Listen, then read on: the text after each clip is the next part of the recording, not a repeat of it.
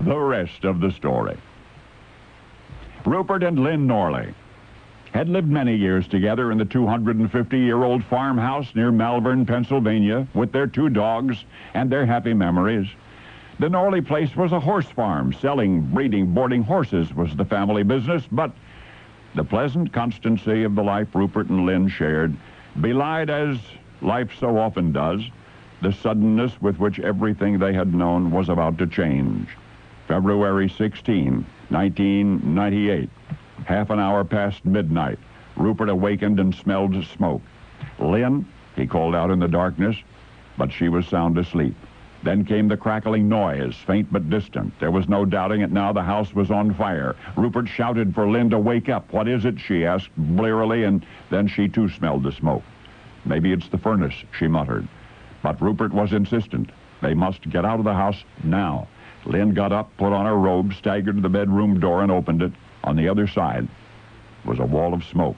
Rupert suddenly remembered the dogs. "Panther, get over here," he called to their Doberman, who in the next instant came dutifully running in with Alex, the Jack Russell Terrier, close behind.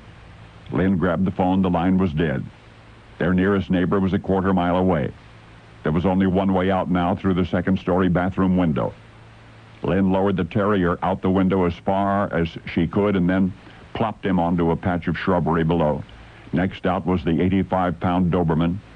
"Are you okay, fellas?" They barked affirmatively, but invisibly in the night. Lynn followed, clambered out the window, landed safely, but now where was Rupert?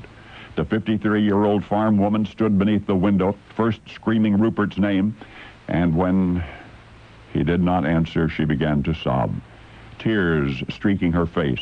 Lynn jumped in the car and speeded to a neighbor's home. From there, she summoned firefighters. Daybreak revealed her ancient farmhouse mostly gutted. A faulty electrical junction box had started it, the firemen concluded. When it was safe, they began shuffling through the smoking ruin, but nobody had dared hope or could even have imagined what they would find. For there in the second-story bathroom shower stall, soaking wet and covered with soot, but conscious and alive, was Rupert. He was rushed to the nearest hospital, examined, rehydrated, treated for smoke inhalation. The prognosis, a complete recovery. "I am so thankful," Lynn told the medical staff. "If he hadn't awakened me, we'd both be dead." Dr. Michael Weiss appeared startled.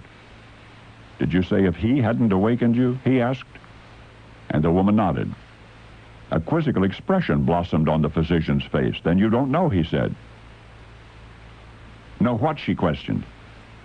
And then and there, for the first time, Lynn Norley learned the rest of the story. For in all of the years she'd known and loved Rupert, after all he had told her and all they had shared, he had never revealed that he was a she. Oh, did I mention that the nearest hospital to the Norley farm is a veterinary hospital? And Dr. Weiss, who discovered Rupert's long-kept secret, is a veterinarian.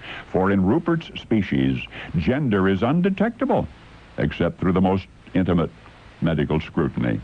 Still, the greatest mystery of all is not merely an animal who talks, but one who seems to comprehend what she says, particularly when the life of her beloved human companion is at stake. You see, Rupert, the rescuer of the family, is a 12-year-old African gray parrot.